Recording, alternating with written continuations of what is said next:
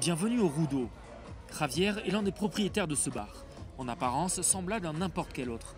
Sauf qu'ici, nous sommes à Ciudad Juárez, connue il y a encore quelques années pour être l'une des villes les plus violentes au monde. Depuis quelques mois, le taux de criminalité a chuté de manière spectaculaire et la vie reprend son cours. Comme d'autres entrepreneurs, Javier est plein d'espoir. Nous sommes un groupe de jeunes entrepreneurs qui faisons le pari de Ciudad Juárez. Nous voulons créer de nouveaux lieux mieux que méritent les clients. Il n'est pas nécessaire d'aller aux États-Unis pour trouver des endroits bien. On peut les trouver ici, un endroit avec une bonne ambiance.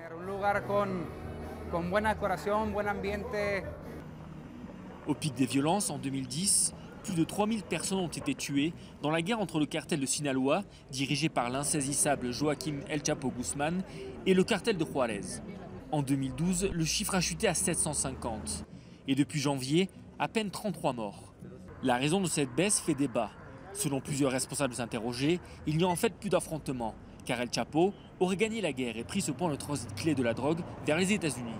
Pour la municipalité, c'est au contraire sa politique sécuritaire qui a payé. Nouveau chef de la police, aux méthodes musclées, des patrouilles jour et nuit et une multiplication des contrôles dans les rues. Et pour le maire, c'est une victoire dont il est très fier. Un exploit presque.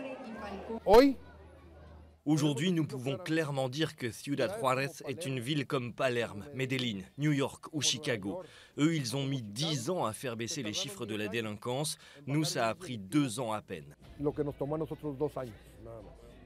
Mais les meurtres et les extorsions n'ont pas disparu. Une situation inévitable pour certains, tant que cette ville frontalière avec El Paso aux États-Unis continuera d'être en point de passage de la cocaïne, la marijuana et autres drogues de synthèse comme la méthamphétamine. Il n'y a plus autant de meurtres et de fusillades et de tout ça.